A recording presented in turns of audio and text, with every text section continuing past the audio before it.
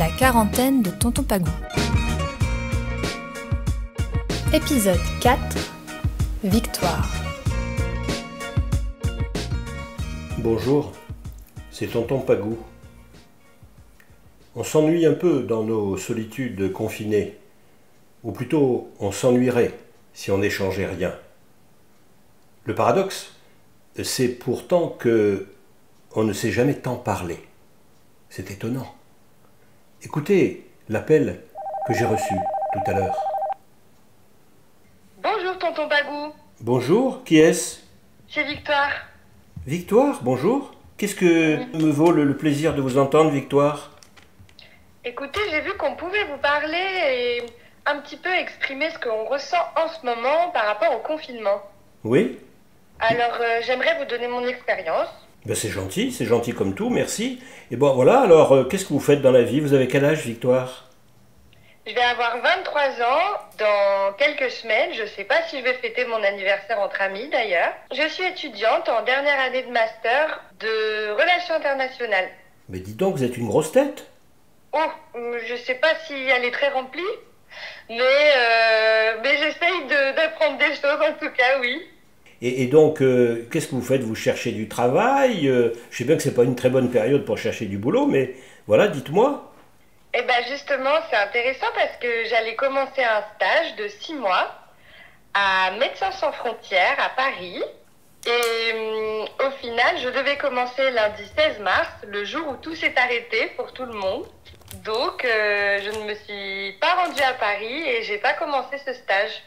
Mais vous auriez très bien pu faire, par exemple, par visioconférence, connaissance avec vos équipiers. Je suis assez d'accord avec vous, mais je crois que dans Médecins sans frontières, il y a médecins, et peut-être qu'ils sont sur plein d'autres fronts que d'aider une toute petite stagiaire qui allait faire des choses, ma foi, moins prioritaires.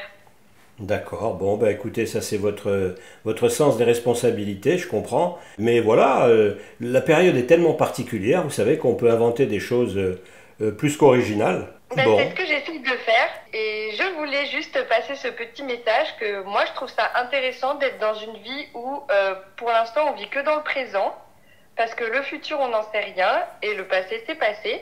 Et du coup, c'est ça que je voulais dire. J'aime bien vivre dans l'immédiat, même si c'est pas marrant d'être dans le confinement. C'est intéressant quand même à vivre. Mais qu'est-ce que vous voulez dire? Vous voulez dire que dans la situation actuelle, il y a du passé quand même, et puis on n'est pas sans avenir, non? On n'est pas sans avenir, mais je crois que, en tout cas, dans ma vie à moi, je me projette tout le temps. Je suis toujours dans ce que je vais faire dans quelques mois. Ça ne veut pas dire que je vis pas ce que je suis en train de vivre, mais il y a toujours un après, des projets concrets et des choses assez certaines.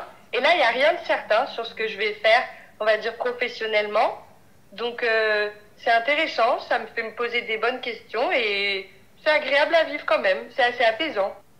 Ah oui, je comprends, oui, je comprends. Alors c'est bien parce que vous le prenez de manière très positive, parce qu'on aurait pu penser aussi, un autre aurait pu dire, ou une autre aurait pu dire, regardez, nous les jeunes, les gens de 20 ans, de 25 ans, on a déjà des problèmes, il y a déjà du chômage, on n'a pas de boulot, on a fait des études, on trouve rien, on n'est pas en plein emploi, et puis là, la crise survient, tout est arrêté, vous pourriez dire, mais c'est encore plus dramatique. Alors, moi je pense que si ma génération elle peut dire ça, toutes les générations peuvent dire ça, parce que chacune a eu son lot de problèmes et de crises de différents ordres. En revanche, être optimiste, ça fait pas de mal. Et puis il y a des choses très bien, parce que ma génération par exemple, elle connaît justement les téléphones, les ordinateurs, les choses où on peut communiquer pareil avec tout le monde. Donc il y a du bon quand même. D'accord. Mais vous êtes une sacrée optimiste dans la vie, vous, j'ai l'impression. Je crois, oui. Et ça, je crois que c'est drôlement important dans la situation actuelle. Autour de vous, les gens sont comment, les gens de votre âge? Les gens de mon âge, je les trouve assez extrêmes. Je trouve qu'il y en a qui sont très solidaires, qui ont envie d'aider beaucoup tout de suite. Je trouve qu'il y a des gens qui se sont organisés, des gens de mon âge, pour aider les personnes âgées, pour diffuser des messages sur les réseaux, pour aider le personnel hospitalier, etc. Et je trouve que d'un autre côté, j'ai des gens de mon âge qui sont totalement inconscients et qui continuent de faire des soirées clandestines. Ah ouais, il y a les clandos du confinement. Ah oui, c'est c'est les Jean Moulin de la soirée, c'est la résistance, Paris est une fête, quoi. Je sais pas s'ils se croient véritablement malins, je crois pas qu'ils voient ça comme waouh, c'est extraordinaire ce qu'on est en train de faire, regardez-les, tous ces débiles chez eux. Je pense juste que c'est de la vraie inconscience et je vais dire le gros mot, mais c'est très égoïste surtout. Mais ils risquent d'être en première ligne pour choper le virus en tout cas. Voilà, le destin fera les choses. C'est magnifique, vous voyez, moi je suis content. C'est des moments un peu étranges que nous vivons. Et puis en même temps, cette situation exceptionnelle génère des réactions exceptionnelles et des inventions auxquelles on n'aurait jamais pensé il y a seulement une semaine. Oui, tout à fait. Et il y en a qui sont même très simples. Il y a toutes celles qui se développent sur les réseaux sociaux, mais des choses très très bêtes mais très jolies et j'ai juste envie de les dire. J'ai vu que dans le Nord, il y a des gens qui ont lancé le fait de mettre un chiffon rouge à sa fenêtre et ça voulait dire qu'on avait besoin de quelque chose et qu'on devait se faire aider pour faire des courses ou des choses comme ça. C'est tout simple, c'est tout bête, mais je trouve ça super bien. Donc ça développe des comportements exceptionnels et très jolis.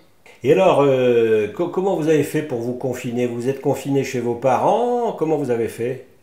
Eh bien non, j'étais chez mes parents pour rejoindre Paris prochainement. Et quand tout ça est arrivé, dans la nuit de samedi, dimanche, lundi, je me suis posé la question.